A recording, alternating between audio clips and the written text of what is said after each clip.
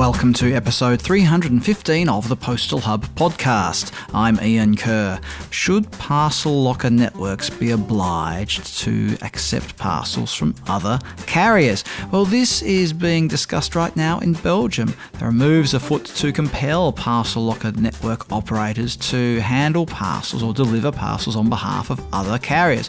So what's it all mean? What's it all about? Who's it aimed at? Well, joining me in a moment is Roel Gevaers, Professor in Last Mile Logistics and Supply Chain at the University of Antwerp, to go into a bit more depth and explain what's happening over there. Now, before we get to Roel, a quick reminder about the 4th International Postal Retail Benchmarking Workshop coming up at the beginning of September, 5th to the 7th of September in Helsinki, Finland, not Helsinki somewhere else, hosted by our friends at Postie. It's going to be a great opportunity for all the leaders in the post office world, that is, those people who have responsibility for the post office and retail networks, to get together, compare notes, talk about what's happening in your part of the world with regard to the post office network.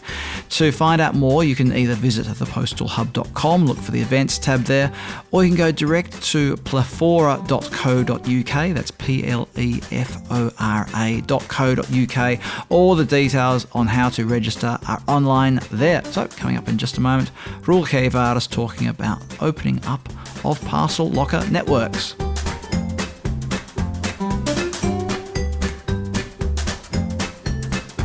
Joining me on the line is Roel Gevaers. He's Professor in Last Mile Logistics and Supply Chain at the University of Antwerp. Roel, welcome back.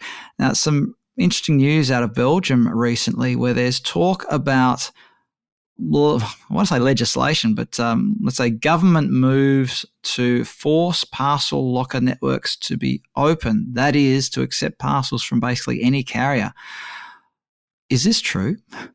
Yes, that's what was told some weeks ago by the Belgian federal government, by Minister De Sutter, where it was told indeed that she wants to implement a new kind of legislation where she would oblige all parcel locker networks, or the automated ones, to open themselves towards potential competition.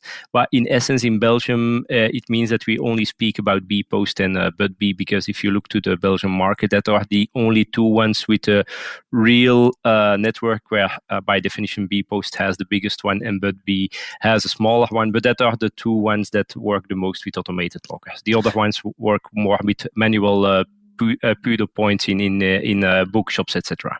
Now, you've mentioned bpost there, and we can all probably imagine the bpost lockers will be associated perhaps with post offices or maybe located in other areas. But what about the Budbee network? Tell us a bit about that. Well, the Budbee network is a network that has been established last 2 years, let's say, last two and a half years in Belgium.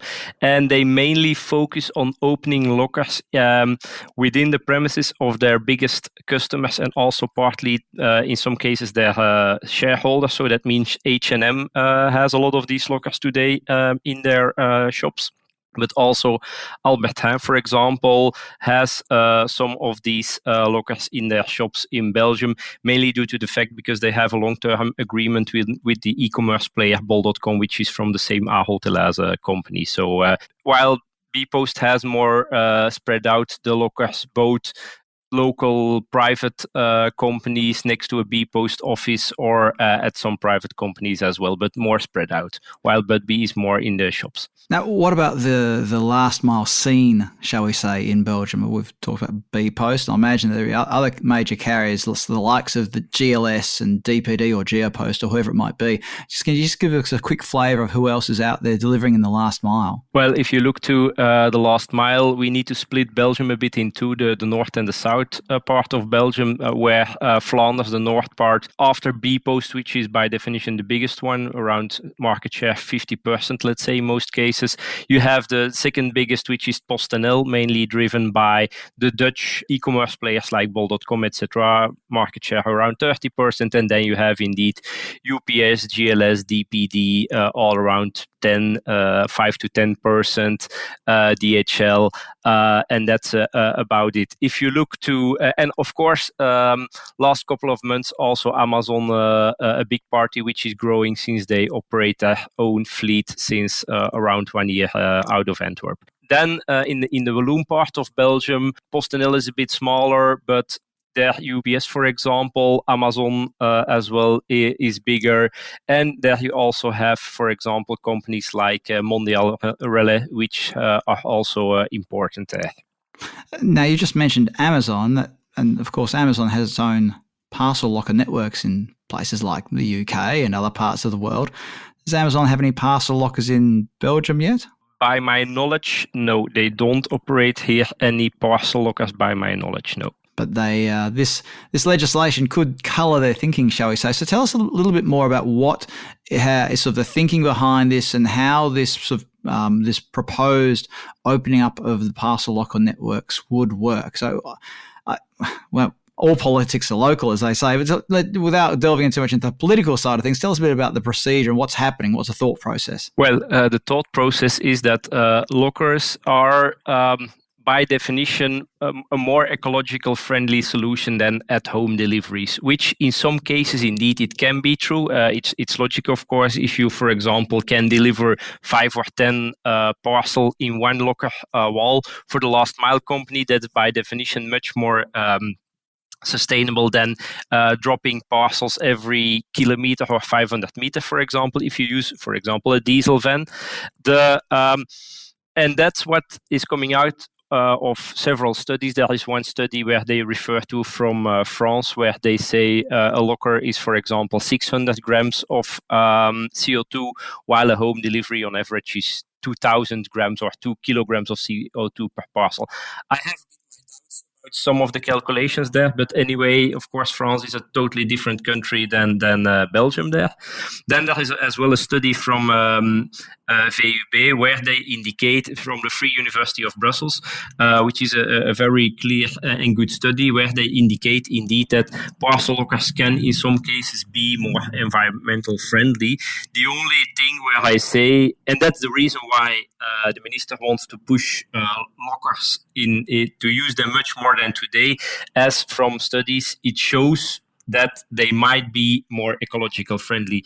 The big thing where I always refer to as a watch out is that by using locker walls or lockers or PUDO points, in some cases, by definition, it will be more ecological friendly. The only thing is that you don't have a view on how the consumers will collect their parcels from that locker. So you push a bit the part of the last mile to the consumer. And if they pick up their parcels by bike, by an electric car, when commuting to and from their job, that's indeed perfect and a very sustainable solution.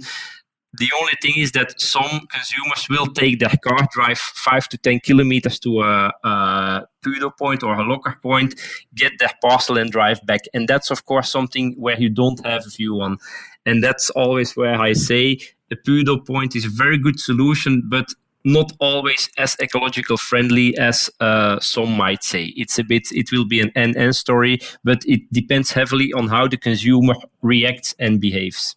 Of course, we had a chat with Paul Boyce from the University of Groningen a few months ago on the podcast, discussing this very matter about not just how it's delivered to the out-of-home delivery point, the PUDO point or the parcel locker, but also how the consumer collects the parcel. And it's interesting stuff. And it's also important, though, Roel, and what you're talking about here sort of emphasizes how important it is to get some or even more research on consumer behaviour when it comes to collecting parcels.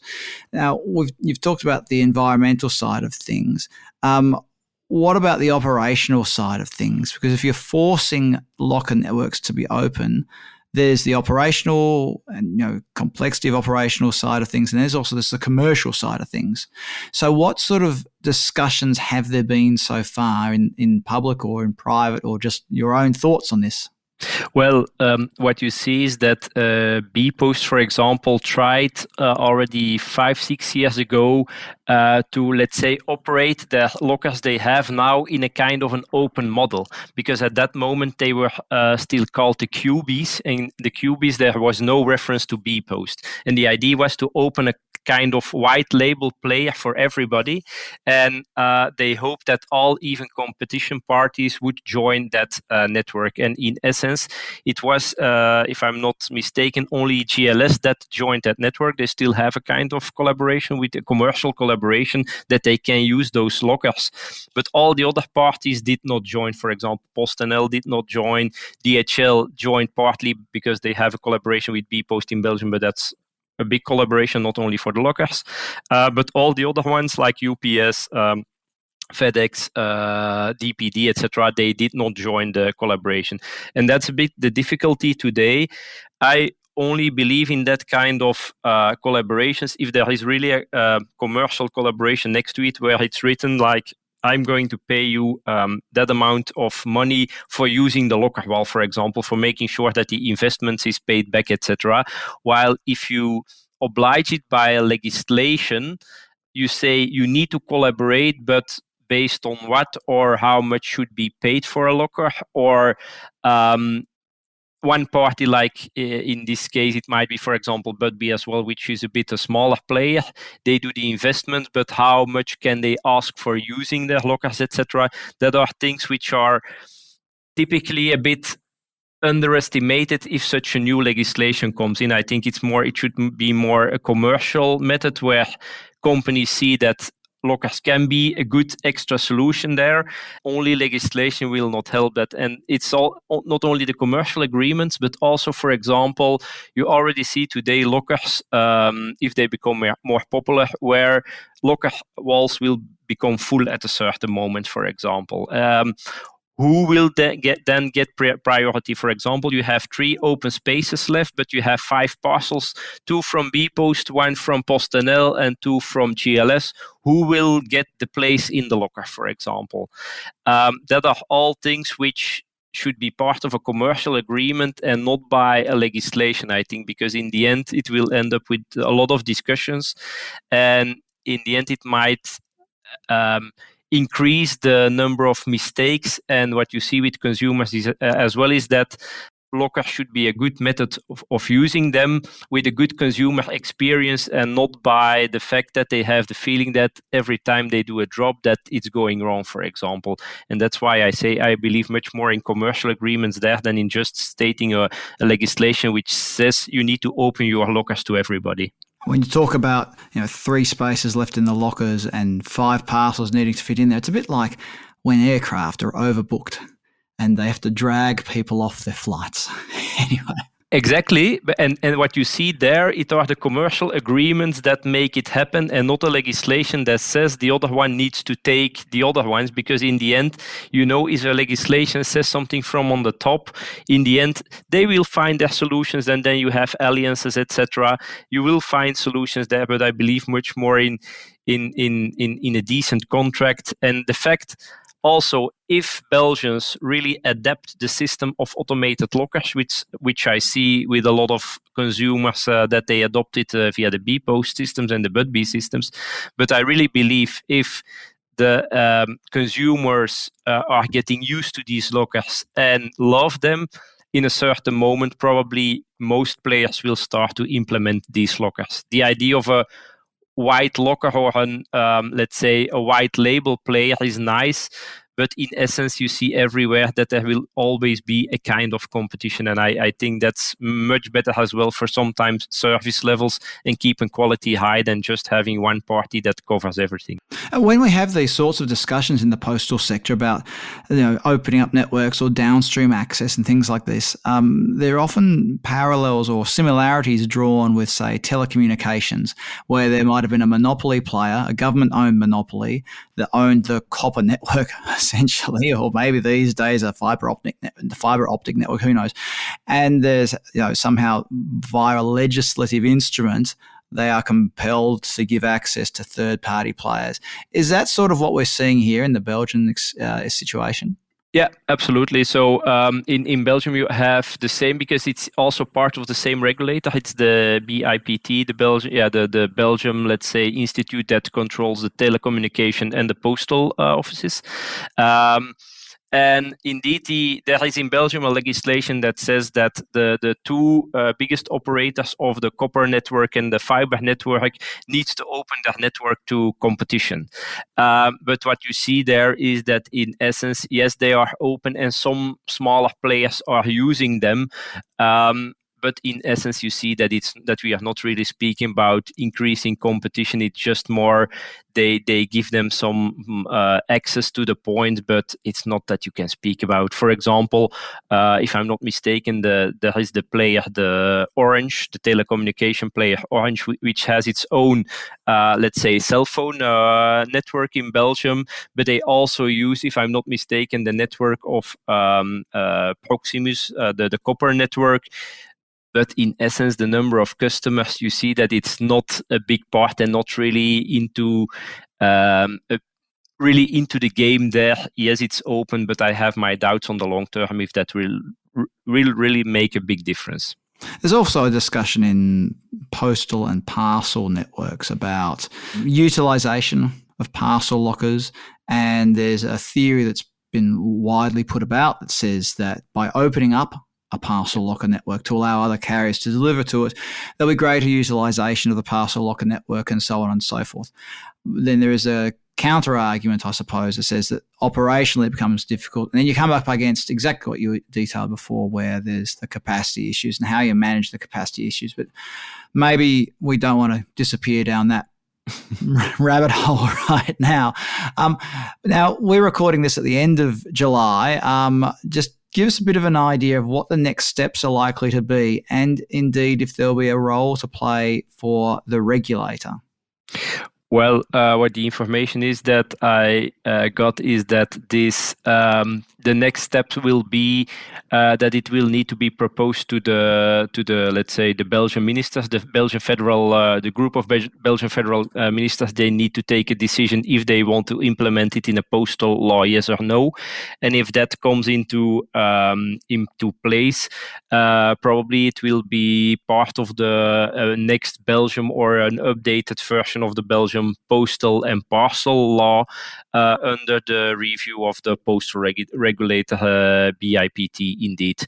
And that's probably for the next couple of weeks or months that I assume by definition that it needs to be implemented before the next Belgium elections, which will take place somewhere next year, somewhere mid next year. So if I'm not mistaken, May or June next year. So I assume by definition that they are working on that one next couple of weeks. Roel, just before we go, back in February when we last spoke, we discussed this proposed legislation regarding postal and delivery contractors and the definition of contractors and all that sort of stuff.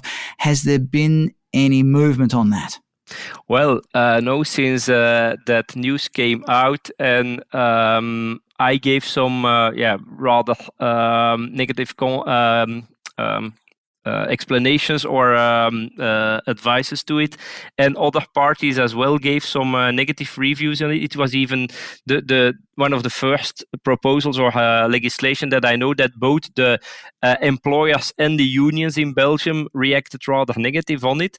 That today, I assume they are still working on a kind of legislation there, but there has nothing brought forward in my knowledge, so no legislation has been yet implemented. And I have the idea that today it's a bit in, let's say, pushed back. So I have my doubts if it will in the end come out like it was proposed. But today, no updates there. Roel, if people want to find out more about your work or the work of your department at the University of Antwerp, where should they go? Yeah, you can always contact me or link with me via LinkedIn, and for sure check out the websites of University of Antwerp and Antwerp Management School. There they can find a lot about me. So that are the best channels to search for me.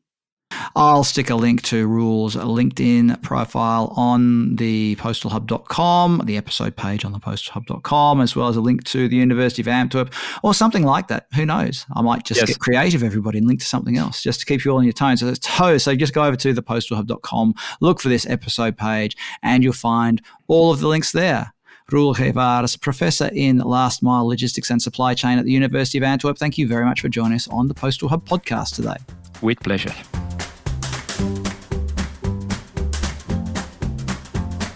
Coming soon on the Postal Hub podcast, Brodie Bueller from Escher returns to talk about some, well, I'm not allowed to tell you what it's about.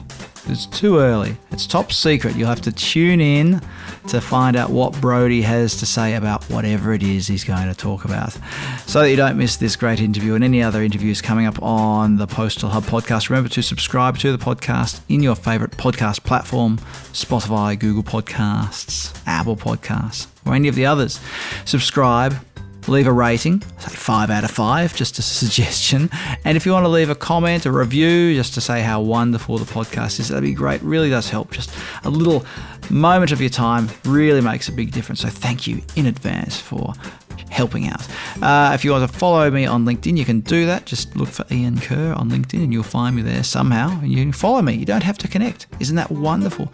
Just get some of my postal goodness in your LinkedIn feed. If you want to subscribe to any of my wonderful email newsletters, go to thepostalhub.com, follow the prompts, and you'll find out how to subscribe to any of my newsletters. If you want to contact me via email, my email address is ian@thepostalhub.com.